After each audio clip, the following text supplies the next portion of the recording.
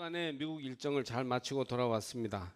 오랜만에 미국을 방문해서 위스콘신 시카고에 있는 사람들을 만나고 연회를 대표하여 교류 협력하는 일, 아주 뜻깊고 의미 있는 일을 하게 되어서 아주 감사했습니다. 우리 동부연회 감독 내외분, 그리고 또 전회 감독을 지내신 권호서 감독님 내외분, 그리고 연회 총무 목사님 내외, 그리고 여러 목사님들이 동참하였고요. 그리고 남선교회 회장님 부부, 여선교회 연합회장님 부부, 청장연회 연합회장님 부부, 교회학교 연합회장님, 이런 분들이 모두 참여한 그야말로 작은 연회가 다녀온 그런 모임이었습니다. 여러분께 다녀온 보고를 드리고, 젊은이들의 꿈이 이런 교류를 통해서 좀 더 아름답게 그렇게 무르익어 열매 맺기를 바랍니다. 그러나 이런 모든 일보다 더 좋은 일은 어김없이 내 집, 우리 교회로 돌아왔다는 것입니다. 이것만큼 가슴 뛰는 일도 없습니다. 반갑습니다. 여러분 모두가 잘 계셔 주셔서 더욱 고맙습니다. 저는 82년 6월부터 목회를 시작하여 35년간 목회를 했는데, 이번 미국 방문을 통해 다시 한번 자신을 돌아보고 목회를 어떻게 해야 하는지, 교회는 어디로 가야 하는지를 생각해 보는 계기가 되었습니다. 이번 위스콘신 연회에서는 미국의 유명한 부활감리교회의 아담 해밀턴 목사님이 주재 강연자로 오셔서 연회 중간중간 3번의 특별 강연을 하였습니다. 1990년에 장례식장을 빌려서 4명의 교인이 예배드리기 시작한 부활의 교회는 현재 미국 감리교회에서 제일 부흥한 교회로서 매주일 17,000명 교인이 출석하는 교회입니다. 아마 미국에 제일 많이 모이는 몇 대 교회에 들어갈 정도가 되었습니다. 메모드 교회가 된 거죠. 깜짝 놀랄 정도의 성장입니다. 그분이 교회를 시작할 때 장소가 없어 지역의 장례식장을 빌려 쓰게 되었는데, 관이 있던 곳을 치우고 거기에 의자를 놓고 예배를 드렸답니다. 교회 이름을 정해야 하는데 어떻게 할까 하다가 장례식장이니까 가장 적합한 이름이 모든 죽은 사람이 부활해야 된다. 그래서 부활의 교회로 이름을 지어서 지금까지도 부활의 교회로 그 교회 이름이 이루어져 있습니다. 미국 교회는 점잖아서 그런지, 역사가 오래돼서 그런지 좀처럼 전도를 하지 않는데, 부활의 교회는 전도를 열심히 하는 교회입니다. 특히 크리스마스 이브 때와 부활절 예배 때는 미국 교인들이 다 교회에 나와요. 그날은 교회 안 나가던 사람도 어릴 적에 부모님 따라서 교회 나온 거 생각해서 성탄 이브 때는 다 교회 나오는데, 그때를 이용하여 사람들을 초청하고 사람들이 궁금해하는 주제들을 적극적으로 반영하여 설교하고 특별 행사를 함으로써 지속적으로 사람들이 교회에 나오는 계기를 만듭니다. 성탄절을 지내고 1월로 이어지는 시기에 하는 설교 시리즈를 그 교회에서는 고기잡이 탐험 설교라고 불렀답니다. 그러니까 고기잡이를 탐험하는, 이제 이 세상의 세속 사회에 다니고 있는 물고기들을 하나님의 거룩한 전으로 불러들이는 그런 일을 한다, 그런 의미입니다. 예수님의 첫 제자들을 불러 사람 낚는 업으로 삼으셨던 것에서 유래한 그런 내용이죠. 오늘 우리 교회는 1년에 한 번 노방전도를 나가는 주일입니다. 사실 이거 평소에 안 하시던 분들은 굉장히 부담되고 쑥스럽고 왜 교회에서 이런 것을 하나, 그렇게 생각할 수 있습니다. 그러나 복음 들고 산을 넘던 전도자들의 아름다운 발길을 기억하며 거리를 다니고 시장을 누비면서 복음을 전하는 복된 주일입니다. 여러분 모두가 이 일을 통해서 하나님의 영광을 드러내시기를 바랍니다. 그날도 어부 베드로는 익숙한 갈릴리 바다 어귀에서 고기를 잡았습니다. 매주간 며칠씩 잡는 물고기는 그의 삶의 평안과 행복을 가져다주는 직업이었습니다.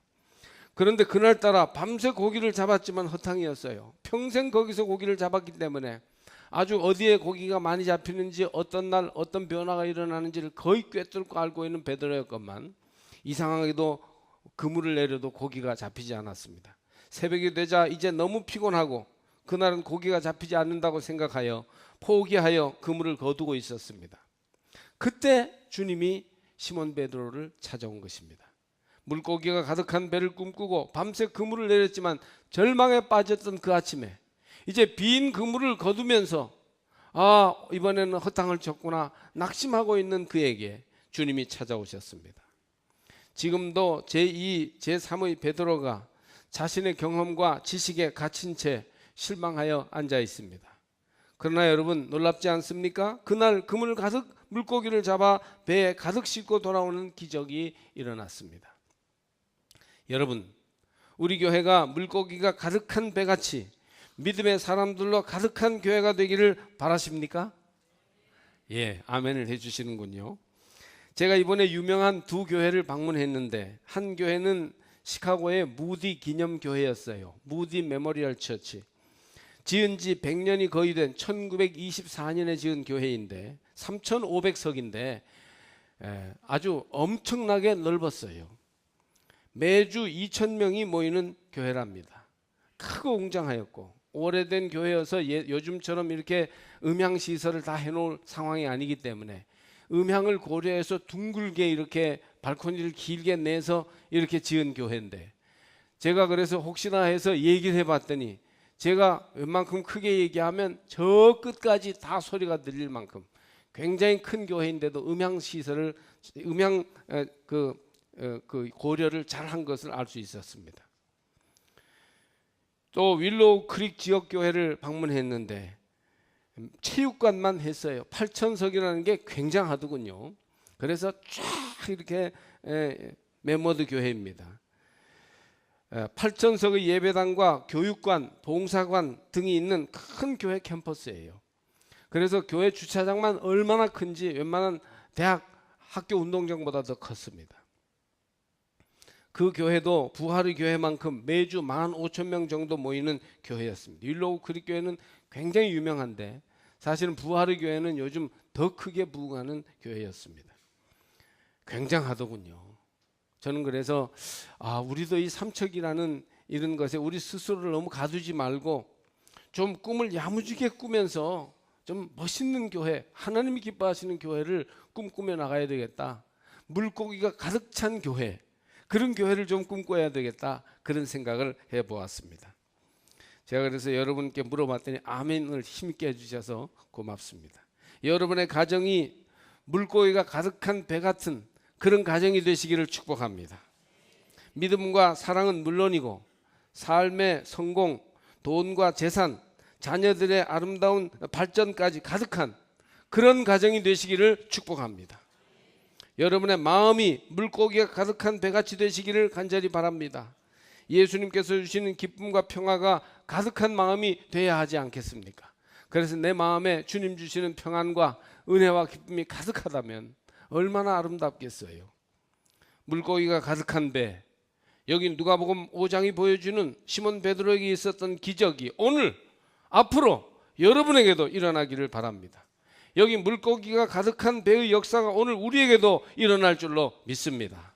이 말씀이 그냥 막연한 남의 말씀이 아니라 내게 주시는 말씀으로 살아 역사하여 실제적으로 물고기가 가득한 배가 우리 가운데 임하게 되기를 바랍니다. 그날 밤 갈릴리 바다에서 시몬 베드로는 자기 지식과 경험을 가지고 노력했지만 실패했어요.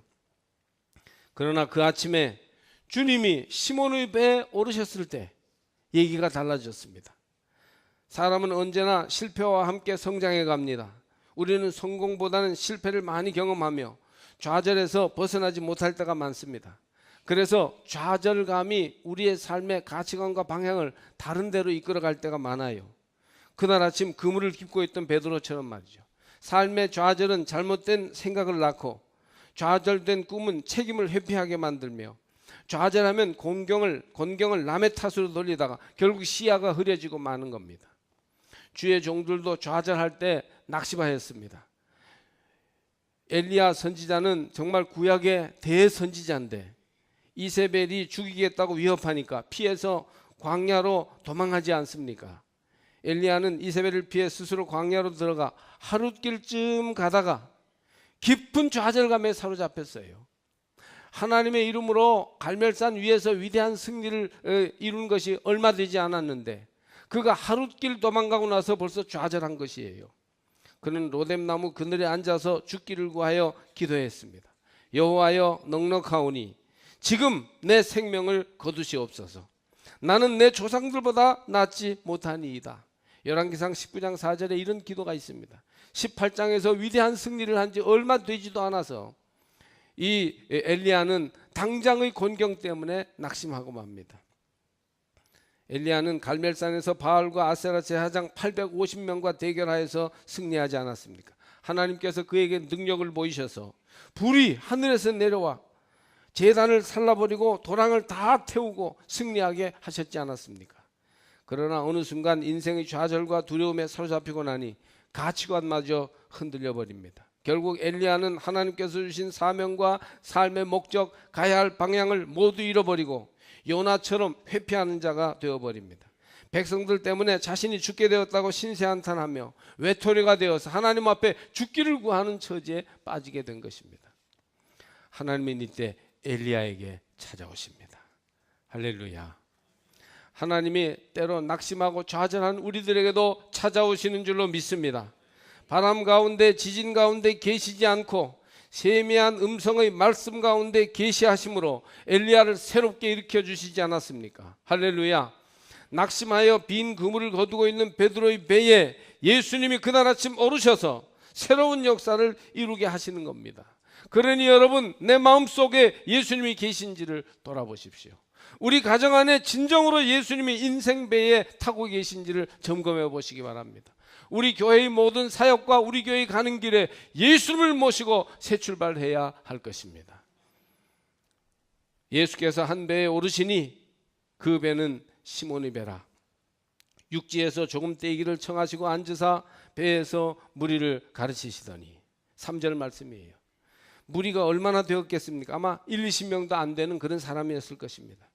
그러나 예수님이 시몬의 배에 오르시고 말씀을 전하실 때 기적은 시작되었습니다. 좌절된 마음을 치료하시고 텅 빈 삶을 채우시는 예수님을 여러분의 배에 모셔 드리시기를 바랍니다. 우리는 이런저런 이유로 핑계하고 원망하고 좌절하고 있지만 사실은 예수님과 함께 한 걸음도 나가지 못한 것인지도 몰라요. 내 마음과 내 생활에 예수님이 없는 줄도 모르고 그냥 나 혼자 이루고 지금 낙심하고 있는 것인지 모릅니다. 다시 말씀으로 여러분의 마음을 회복하십시오. 다시 예수와 함께 가정을 일으키시기를 바랍니다. 우리 교회가 예수와 함께 나갈 때 기적이 나타나게 될 것입니다. 말씀을 마치시고 시몬에게 이르시되, 한번 다 따라 하실까요? 깊은 데로 가서 그물을 내려 고기를 잡으라. 4절에 그렇게 주님이 말씀하셨습니다. 깊은 곳에 그물을 내리라고 했던 것입니다. 베드로에게 깊은 데로 가서 그물을 내리라고 주님은 말씀하십니다. 깊은 곳은 두려움을 버리고 용기 있는 자만이 들어갈 수 있습니다. 믿음에 헌신된 자만이 깊은 곳에 들어갈 수 있습니다. 주님의 명령에 강하고 단호한 마음으로 순종할 때 들어갈 수 있습니다. 언제나 기적과 능력은 깊은 곳을 향하여 망설임 없이 나가는 사람에게 일어납니다. 많은 사람이 얕은 곳에서 살아가고 있습니다. 찬송가 302장 3절을 보면 많은 사람이 얕은 물가에서 저 큰 바다 가려다가 찰싹거리는 작은 파도 보고 마음 약하여 못 가네. 그렇게 노래하고 있습니다. 많은 사람이 얕은 물가에서 찰싹거리는 작은 파도 보고 마음 약해서 못 가고 있는 거예요. 우리 얘기 아닙니까? 우리 얘기 아니에요?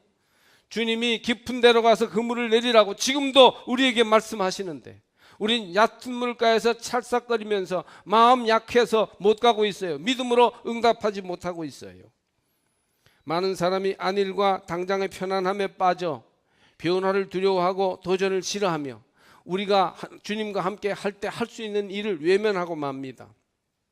이렇게 무감각하고 타성에 빠진 얕은 물가에서는 아무 일도 할 수 없습니다. 베드로는 매일 얕은 물가에서 조그만 고기잡이 배와 잘 찢기는 그물 하나에 의지하여 고기를 잡았을 뿐인데 매일 그터긴 삶을 살 수밖에 없었던 것이지요. 지금도 많은 사람이 그렇습니다.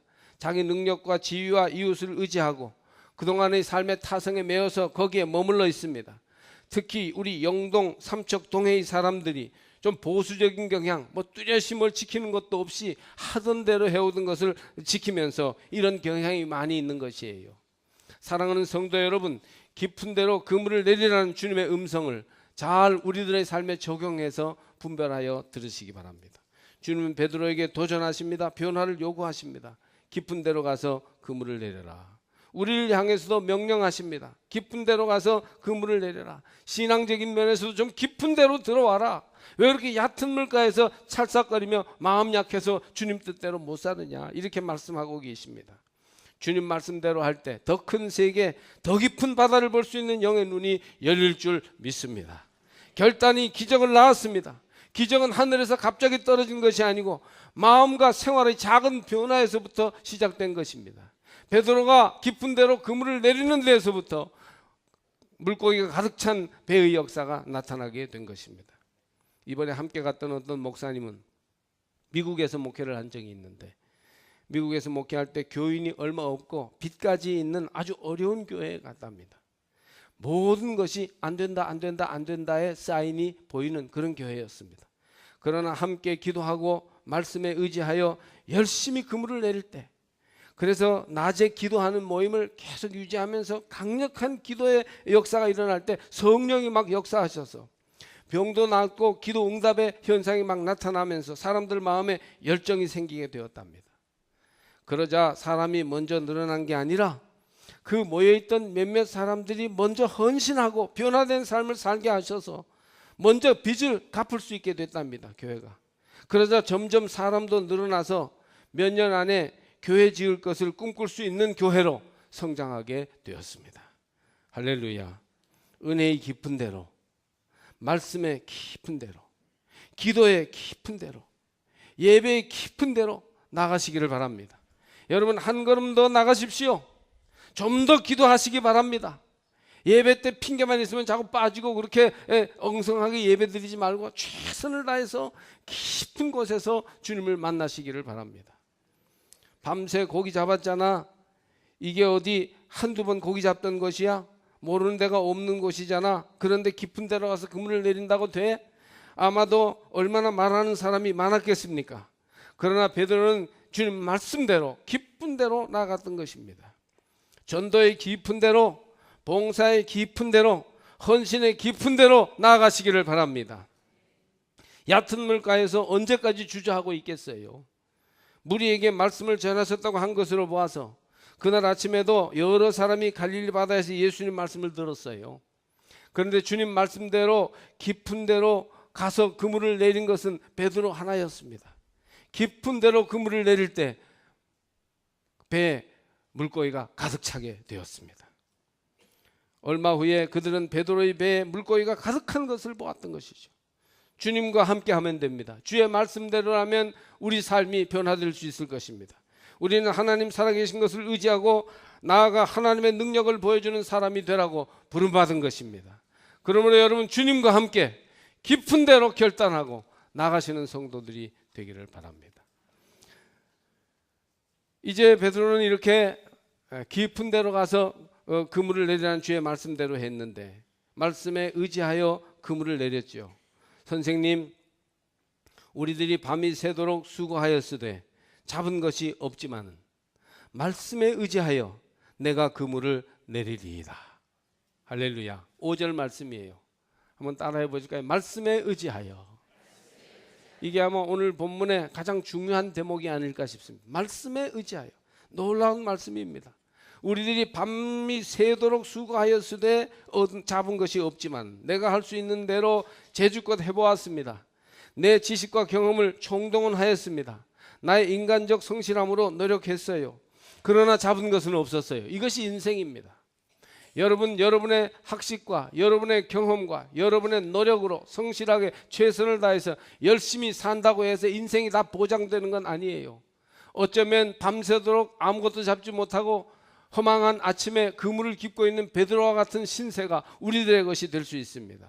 믿음의 사람들은 하나님 살아계심을 의지하고 행하는 사람이에요. 하나님의 살아계심이 우리의 삶에 실제적으로 일하시도록 하는, 순종하는 사람이 믿음의 사람이죠. 절대 될 수 없고 어려워도 하나님이 하실 창조와 구원과 축복을 바라보시기를 바랍니다. 나는 어려워도 주님과 함께하면 가능하다. 이렇게 될 때 변화된 삶을 살아갈 수 있는 거예요. 더 깊은 곳으로 들어가 말씀에 의지하고 그물을 내려라 하시는 대로 순종하며 시몬 베드로는 나아갔습니다. 이때 위대한 일들이 일어납니다. 물고기가 가득한 배가 되었습니다. 말씀에 의지하여 깊은 데로 갈 때 우리가 하나님과 동업자가 됩니다. 우리는 하나님의 뜻을 이룰 수 있습니다. 하나님이 우리와 동행하여 주시고 내가 하는 것이 아니라 내 안에서 하나님이 일하시게 되는 것입니다. 믿는 사람에게는 로고스인 말씀도 중요하지만 특별히 한 개인에게 주시는 레마의 말씀을 들어야 합니다. 로고스는 이제 객관적 말씀이죠. 제가 주의 종으로서 설교자로서 이번 주일에 말씀을 전합니다. 로고스를 해석하여 선포하는 것이죠. 근데 여러분이 그 말씀을 들을 때 졸면서 생각 없이 들어서 흘려 지나갈 수도 있고 그 말씀의 어떤 대목은 여러분의 실존과 연관이 돼서 그 말씀이 여러분을 움직이고 감동시키고 변화시키는 능력을 가질 수 있어요. 그때 그 말씀이 내게 와서 살아있는 말씀이 된 그 말씀을 레마라고 부르는 거예요. 많은 교인들이 오랫동안 교회 생활을 하면서 로고스의 말씀은 귀로 많이 스쳐 지나갔지만 그것이 가슴에 들어와 내 삶을 움직이고 내 속에 실천의 능력을 가지게 되는 레마의 말씀으로 얼마나 역사하는 말씀을 붙잡았는가, 이것은 별개의 문제예요. 여러분 속에 가슴을 뜨겁게 하는 레마의 말씀이 들려오시기를 바랍니다. 기도하다가 말씀 듣다가 찬양을 부르다가 가슴이 뜨거워지고 영혼을 깨우는 강력한 말씀이 부딪혀 와야 합니다. 그것만이 살아있는 말씀이에요. 스쳐 지나가는 말씀은 나와 관계없는 말씀이에요. 사건이 되고 행동이 되며 실천이 되는 말씀, 그 말씀이 있기를 축복합니다. 밤새 한 마리도 잡지 못하고 좌절한 베드로에게 예수님이 오셔서 직접 말씀하실 때 그 말씀이 베드로에게는 살아있는 말씀, 행동 지침이 되는 말씀이 되어 그대로 행하게 된 것이지요. 내게 주시는 말씀, 내게 말을 걸어오시는 예수님과의 인격적인 만남, 이것이 있어야만이 참된 변화와 역사가 나타나게 될 것입니다. 오늘 선포되는 말씀도 여러분에게 상관이 있는 살아있는 내 말씀으로 들려지기를 바랍니다. 아, 내 인생의 배에 예수님을 모셔야 되겠구나. 예수님이 하시는 말씀대로 내가 걷고 일하고 행동하고 말해야 되겠구나. 이렇게 그 말씀이 살아있는 말씀이 될 때 그 말씀 속에서의 약속이 나에게도 성취될 것입니다. 이러한 레마의 말씀이 들려올 때 주님의, 예를 들어 주님의 십자가를 말씀으로 들으면 구원의 감격이 있게 되고 나도 주님을 따라 십자가 지는 헌신을 감당하게 되는 것이죠. 이런 레마의 말씀을 들을 때 마음의 감격과 기쁨이 충만하여 주님과 실제적으로 동행하는 삶을 살게 되는 겁니다. 선생님, 우리들이 밤이 새도록 수고하였을 때 잡은 것이 없지만 말씀에 의지하여 들려온 레마의 그 말씀, 내게 감동 주는 그 말씀, 나의 삶을 변화시킬 수 있는 그 말씀에 의지하여 내가 그물을 내리겠습니다. 이때 물고기가 그물이 물고기를 감당할 수 없는 만큼 잡히는 역사가 나타나게 되었습니다. 할렐루야. 여러분, 우리는 온 세상에 복음을 전해야 됩니다. 이 복음을 전해야 돼요. 예수가 승리라고, 예수가 축복이라고, 예수가 생명이라고, 예수이면 할 수 있다고, 이렇게 복음을 전해야 합니다. 어느 때보다 시대는 복음을 필요로 하고 있습니다. 갈릴리 바다에서 밤새 고기 잡다 실패한 시몬에게 찾아오신 예수님을 우리도 세상 사람들에게 전해 주어야 합니다. 주님이 성공입니다. 주님이 구원입니다. 주님이 자유와 평안입니다. 할렐루야. 죄로부터 주님이 구원하신다는 사실만 깨달아져도 정신병 환자의 70%가 치료될 것이라고 합니다. 주님의 말씀에 의욕적인 인생을 살 수 있는 비결이 있습니다. 주님의 말씀에 내 인격과 가정이 치유될 수 있습니다. 주님의 말씀에 우리의 삶이 좌절에서부터 일어나 달려갈 수 있는 힘을 얻게 됩니다. 여러분, 그러므로 온 세상에 이 복음을 전하시기를 바랍니다. 교회는 전도를 그 기본 사명으로 하는 하나님의 기관이에요. 믿는 이는 마땅히 전도하도록 부름받았습니다. 우리가 세상에 대하여 할 수 있는 가장 좋은 봉사가 전도예요. 사람들은 전도를 교회를 부흥시키기 위한 수단으로 알고 있습니다. 그러나 사실 전도는 부흥의 수단이 아니요 부흥의 결과이며 부흥의 목표이며 믿음의 목표가 바로 전도입니다. 교회가 텅 비어서 안 되겠다, 우리 교회에 사람을 많이 끌어들이자, 이런 마음으로 전도하니까 전도가 힘들고 싫지 않습니까? 그런 전도는 목사님이나 장로님들이 하세요, 이렇게 생각하게 됩니다. 그러나 전도는 모든 믿는 이에게 있어서 신앙의 본질적인 요소입니다. 교회가 존재하는 이유, 예배드리는 이유가 사실은 영혼을 구하는 데 있습니다.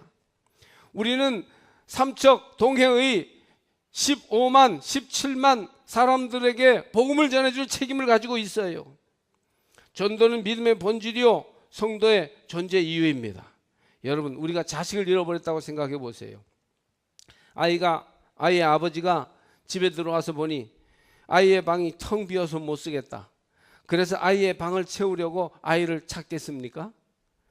아이의 생명을 지키고 찾기 위해서 아비는 모든 일을 중단하고 급히 아이를 찾을 것입니다. 그 영혼, 그 생명을 사랑하기 때문이죠. 우리도 그런 마음으로 이 지역 사람들을 전도하기 위해서 떨쳐 일어나야 될 것입니다. 교회에서 전도를 하자고 해도 한 번도 동참해 본 적이 없던 학원을 운영하는 어떤 여자 집사가 하루는 동네에서 어린 아들을 잃어버렸습니다. 갈 만한 데를 다 찾아봐도 없으니까 아차 싶어서 그때부터 본격적으로 아이를 찾는데 아이를 잃어버렸다 그런 마음이 드니까 체면이나 염치도 없이 미친 여자처럼 오후부터 밤까지 온 동네를 싹 쓸고 다니면서 아이를 찾았습니다. 그전에는 목사님이 그 집사를 찾아도 핑계대면서 어디 간지 잘 찾기 어려웠는데 그날따라 말이죠, 교회에다 몇 번씩 전화를 하고 저를 몇 번 찾아와서 혹시 못 봤냐고 연락 오면 꼭 알려달라고 야단을 떠는 겁니다. 그런데 알고 보니까 자주 가지 않던 아이의 친구 집에서 아이가 잘 놀고 있었어요. 아이가 돌아오고 나서야 비로소 엄마는 안도하였고 아이 찾기를 그만두었습니다. 제가 그 얘기를 듣고 전도의 필요성을 말하면서 자식을 잃어버린 어머니의 심정으로 영혼을 구하러 가자고 했는데 그 설교를 듣고 나중에 이제 말하기를 너무 가책이 돼서 전도를 그때는 열심히 했다고 그렇게 말하더라고요. 사도 바울도 말하기를 하나님께서 전도에 미련한 것으로 믿는 자들을 구원하시기를 기뻐하셨다고 합니다. 고린도전서 1장 21절 말씀입니다. 전도는 주님의 지상 명령이요 교회의 존재 이유이며 주님이 우리를 부르시고 세우신 목적입니다. 아멘 하시기 바랍니다. 전도는 우리의 존재 이유예요. 교회의 존재 이유예요. 우리를 부르신 목적이에요. 따라서 열심히 있는 소수의 사람들만 전도해야 하는 것이 아니고 모든 신앙인은 어제 등록한 새신자도 전도하는 것이 마땅합니다. 초대교회는 전도하는 교회였고 처음 제자들은 부활하신 주님을 만난 후에 전도하기에 힘썼어요. 복음 진리를 다 깨달아서 내가 뭔가를 주겠다 이렇게 전도한 게 아니고 교회에 소속된 그날부터 전도에 힘썼던 것이죠. 그때는 전도 조건이 지금보다 훨씬 어려웠습니다. 아마 요즘 전도하는 것보다 100배쯤 어려웠을 것입니다. 그들은 채찍질을 당하면서도 당대 금지된 전도를 쉬지 않을 때 성령께서 함께 하셨습니다. 우리 인생이 물고기가 가득한 배가 되도록 주님 말씀에 순종하여 깊은 데로 가서 그물을 내려 고기를 잡는 행복한 전도자들이 되시기를 바랍니다. 저와 여러분이 전도자로 주님 앞에 새롭게 결단하기를 주의 이름으로 축복하며 또 예수님을 우리 인생배에 모시고 예수님과 함께 깊은 곳에 그물을 내리는 거룩한 주의 제자들이 되시기를 간절히 축복합니다.